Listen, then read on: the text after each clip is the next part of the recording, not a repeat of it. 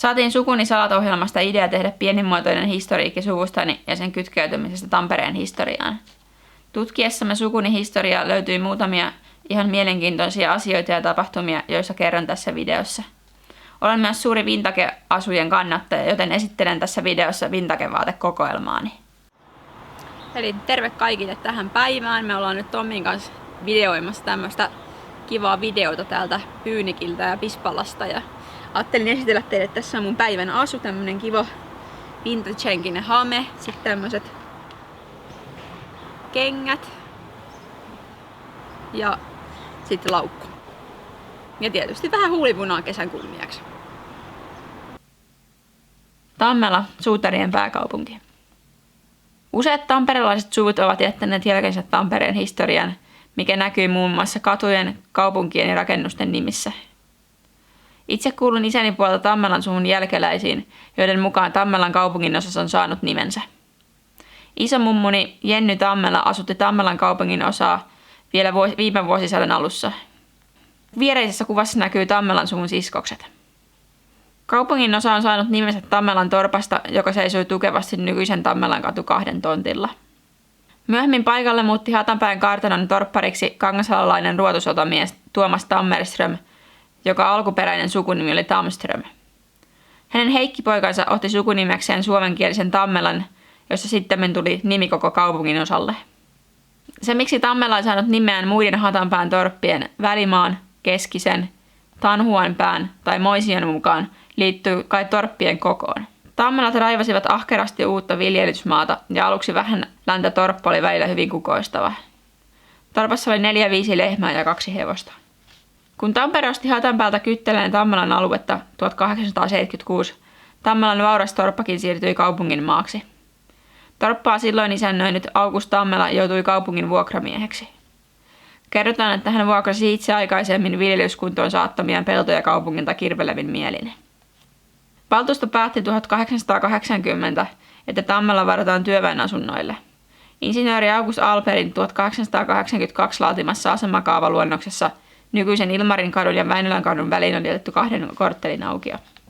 Tammelan torpparisuvun viimeinen yksittäinen talonomistaja oli Kalle Tammela, joka kuoli 30-luvulla. Perikunta myi Kalleen Olkavaimon kuoleman jälkeen Tammelan torpan paikalla olleet talot ja tontin insinöörioppilastalon kannatusyhdistyksellä 1954. Tammelan suku asui paikalla aina rakennusten purkamiseen, eli vuoteen 1960 asti. Vanha torppa purettiin 1980-luvulla Tammelan kadun varteen rakennetun Uudistalon tieltä. Isäntänä toimi jo silloin Augustin Kallepoika. Hän on minulle siis sukua. Pispala. Varsinaisesti Pispalan aluetta hallitsi vielä 500 vuotta sitten vain yksi tila, johon kuului koko nykyisen Pispalan alue. Talon nimi oli Piispala siksi, että sinne majoitettiin piispa silloin, kun hän sattui niille tienoille tarkastusmatkalla. Pispala on siis saanut nimensä talon mukaan, joka taas sai nimensä piispan mukaan. Nykyään Tampereen piispa asuu Pispalan kupeessa Pyynikillä. Pispalassa oli vielä 1960-luvulla yleistä käydä yleisessä saunassa, jossa käytiin yleensä kerran viikossa. Pispalassa oli tuolloin monta yleistä saunaa, esimerkiksi Harjun sauna, Sireenin sauna, Tahmelan sauna sekä vielä pystyssä oleva Rajaportin sauna, joka oli perustettu jo vuonna 1907. Tämä on kulttikohde, jota tullaan ihmettelemään ulkomailta asti. Joskus vuosisadan alkukymmenillä kaikki Pispalan yleiset saunat olivat yleissaunoja, joissa koko porukka, miehet ja naiset, istuivat samoissa löylyissä. 1930-luvulla yleissaunominen kiellettiin. Pienet puodit kuuluivat pispalalaisten elämänmenoon 60-luvulle asti. Ruokakauppoja, joita vielä 50-luvulla sanottiin maitokaupoiksi, oli useita kymmeniä. Suurimmat olivat valtatien varrella ja pienimmät talojen kivijaloissa pitkin Pispalaa. Pispalassa on asunut muun muassa laulaja Olvi Virta ja näyttelijä Seelasella. Otin Pispalan esimerkiksi, koska isäni vaarin puolesta sukua on asuttanut Pispalaa vielä viime vuosisadalla. Nyt menemmekin käymään legendaarisessa Pispalan pulterin ravintolassa, jossa on todella maukasta ruokaa ja joka on eräänlainen kulttipaikka. Pispalan pulteri on perustettu 1968.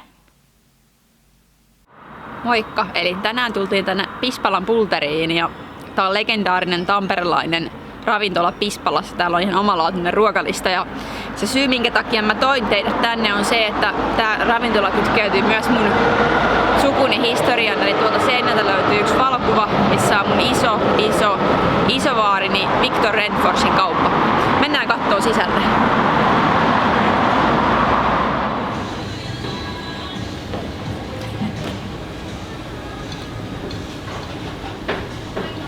Joo, eli tää Pispalan pultari on erityisen kuuluisa tämmöistä superpihvistä. Tästä käytetään myös nimeä ruksipihvi, eli tässä voi itse valita, millaisia lisukkeita haluaa siihen pihviin. Me ei nyt tänään syödä valitettavasti tätä, koska tuo ulkona on ihan hirveän kuuma eikä ole niin kauhean kova nälkä, mutta mä kyllä suosittelen tätä ruksipihviä, jos haluatte käydä Pispalan pultarissa.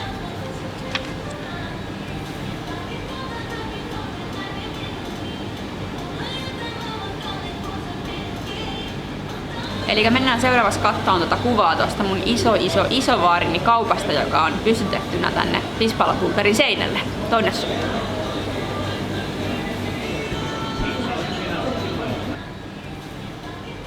Valitsin Pispalan pultarin kohteeksi, koska siellä on kuva isovaarini kaupasta, joka sijaitsi Pispalassa.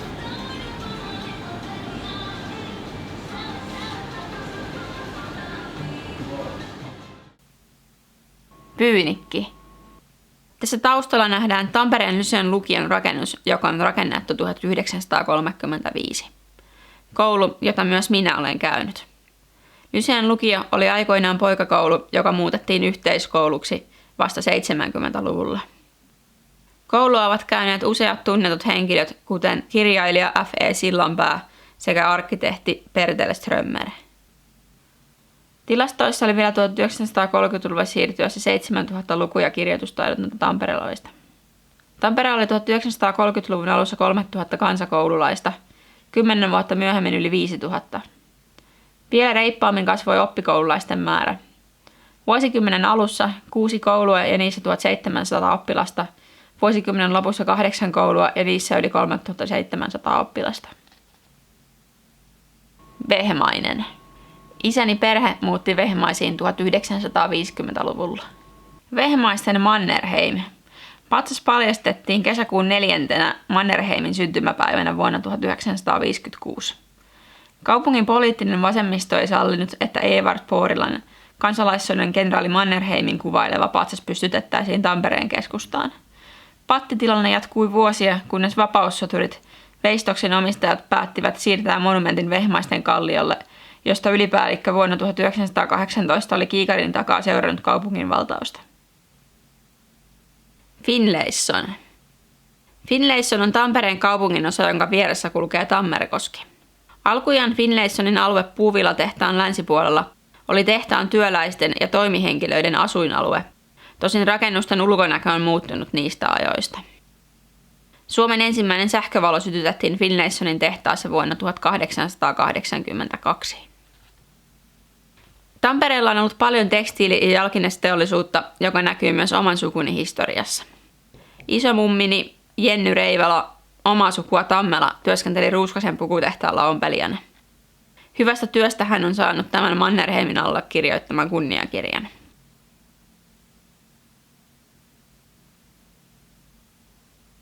Messukylä.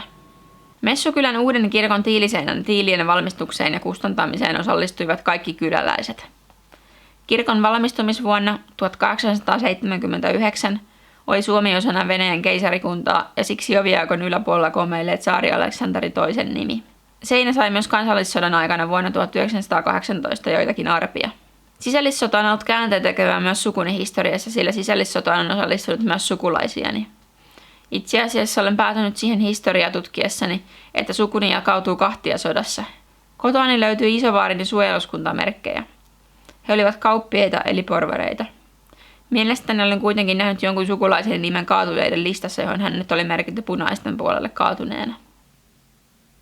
Terve vaan kaikille! Me ollaan nyt tultu Tommin kanssa tänne Messukylän uudelle kirkolle katsomaan sisällissodan aikaisia luodinreikiä tässä kirkon seinässä. Mä oon itse käynyt tällä kirkolla monissa eri tapahtumissa, mutta en ole näitä luodinreikiä bongailu aikaisemmin, joten mennäänpä kattoo millaisia ne on.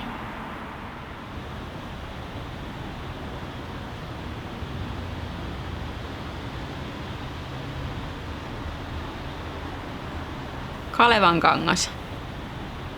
Tänne on haudattu isomummini Jenny Reivala, omaa sukua Tammela, sekä isovaarini veli Jaakko Reivala. Jaakko Reivala kaatui talvisodassa 28-vuotiaana ja hänet on haudattu tänne sankarihautaan.